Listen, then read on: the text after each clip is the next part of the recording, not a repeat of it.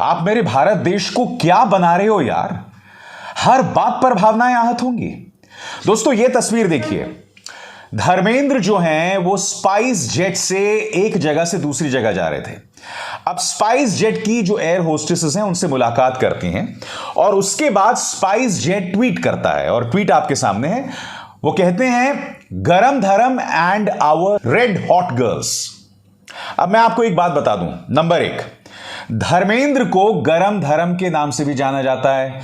आपको याद है उनकी एक फिल्म थी, उसमें गाना था मैं हूं गरम धर्म कैसी शर्म, वो गाना था उनकी फिल्म का। उन्हें गरम धर्म के नाम से जाना जाता था। और स्पाइस जेट के अंदर जो उनकी एयर होस्टेसेस हैं वो लाल कपड़ा पहनती हैं, इसलिए यह ट्वीट किया गया कि गरम dharam and red hot girls. अब हुआ यह दोस्तों कि इस पर किसी की भावनाएं आहत हो गई। यह माननीय इस सरकार के कोई चाटुकार पत्रकार हैं, कहते हैं कि यह भारतीय संस्कृति का अपमान है और धर्मेंद्र जी को इसमें घसीटा गया है। अब आपको लग रहा होगा कि मैं इसकी चर्चा क्यों कर रहा हूं। नहीं, इस चाटुकार पत्रकार की वजह से नहीं। क्या आप जानते हैं कि महिला आयोग ने, राष्ट्रीय महिला आयोग की रेखा शर्मा ने इस पर अपनी प्रतिक्रिया दी है। उन्होंने कहा कि मैं अब इस मुद्दे का तुरंत संज्ञान ले रही हूं और इस पर कार्रवाई की जाएगी। देखिए, टेकिंग अप। जबकि धर्मेंद्र ने खुद ट्वीट किया था दोस्तों, उन्होंने कहा कि मेरी मुलाकात इन प्यारी बच्चियों से हुई, मुझे पता ही नहीं चला कि मेरा सफर कब शुरू हुआ कब खत्म हो गया। धर्मेंद्र एक निहायत ही प्यारे इंसान है दोस्तों। उन लड़कियों से वो मुलाकात कर रहे थे, उनकी पोती से भी कम उम्र की लड़कियां हैं वो, और उनसे मिलकर धर्मेंद्र इतने खुश थे, उन्होंने ये तक कहा कि मेरा सफर कब शुरू हुआ कब खत्म हुआ मुझे पता ही नहीं चला। मगर इस तस्वीर के ऊपर भी कुछ लोगों को आपत्ति है। चलिए, एक बात तो समझ आती है कि भाई पठान को लेकर आपको इसलिए टारगेट करना है बेशर्म रंग को क्योंकि उसमें दीपिका पादुकोण है। उसके अंदर आपने बेवजह भगवा रंग को लेकर विवाद पैदा कर दिया, उसमें शाहरुख खान है।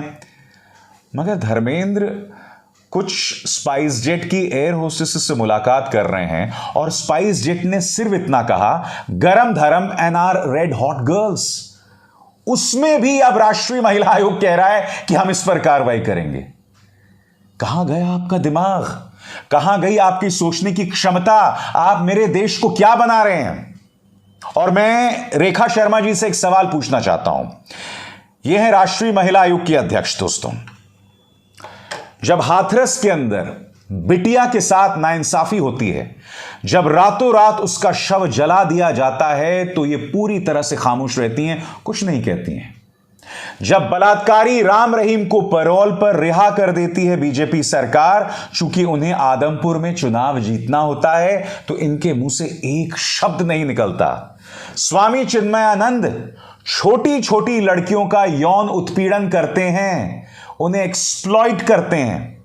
वो वीडियो आपको याद होगा, वो मैं दिखा भी नहीं सकता हूं, इतना गंदा वीडियो था दोस्तों। छोटी छोटी लड़कियों से ये बंदा अपना मसाज करवा रहा था, स्वामी चिन्मयानंद। इनका मुंह तक नहीं खुला रेखा शर्मा का।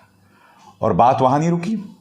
कुलदीप सिंह सेंगर, एक नाबालिग के साथ दुष्कर्म और उसके बाद उसके पिता की थाने में मौत, और फिर रहस्यमय तरीके से एक एक करके उसके परिवार के सदस्यों की मौत सड़क दुर्घटना में। रेखा शर्मा का मुंह तक नहीं खुला, राष्ट्रीय महिला आयोग ने कुछ नहीं कहा। और याद कीजिए अंकिता को, आरोप किस पर था? आरोप था पुलकित आर्या पर, जो कि विनोद आर्या नाम का एक भारतीय जनता पार्टी के एक विवादास्पद बीजेपी का नेता था। यह पूरा मामला सामने आया, मगर रेखा शर्मा के मुंह से आपने एक शब्द सुना। मैं आपसे कुछ और कहना चाहता हूं। जब स्वरा भास्कर पर निशाना साधा जाता है भारतीय जनता पार्टी के आईटी सेल द्वारा, उनके बारे में अश्लील बातें कही जाती हैं, जब दीपिका पादुकोण के बारे में कहा जाता है कि कोई उनकी नाक काट के लाए तो हम उन्हें 1 करोड़ रुपए इनाम देंगे, जब इस तरह की बातें कही जाती हैं, तब क्या रेखा शर्मा या राष्ट्रीय महिला आयोग के मुंह से एक शब्द निकलता है?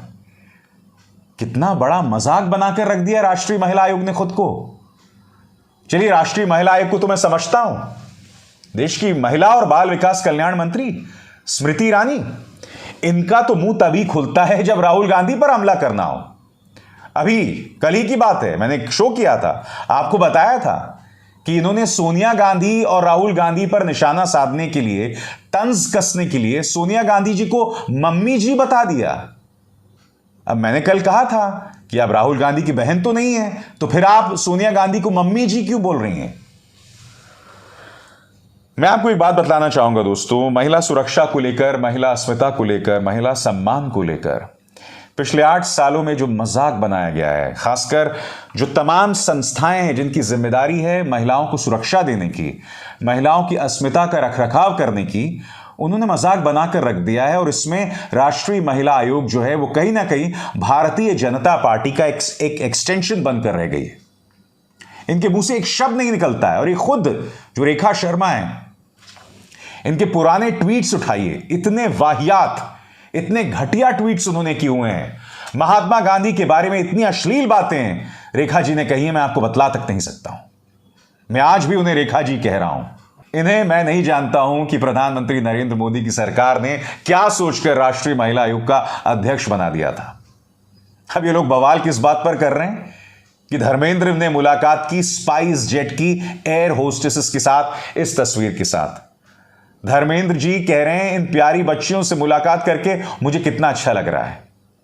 और दूसरी तरफ याद कीजिए, नरोत्तम मिश्र, मध्य प्रदेश के गृह मंत्री, ने दीपिका पादुकोण को टुकड़े टुकड़े गैंग का बताया था। क्या रेखा शर्मा ने एक शब्द कहा?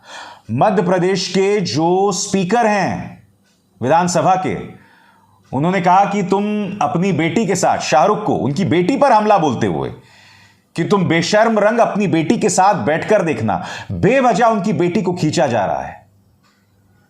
आपको शाहरुख पर हमला बोलना है तो करिए, मगर जब उनकी बेटी को खींचा गया तो क्या इन्होंने कुछ कहा? रेखा शर्मा जी ने नहीं कहा ना। थोड़ी शर्म कीजिए, थोड़ी सी अपने काम को समझिए, आपका क्या काम है। राष्ट्रीय महिला आयोग को मजाक बनाकर मत रखिए जो आप बन चुके हैं। अफसोस की बात है। नमस्कार।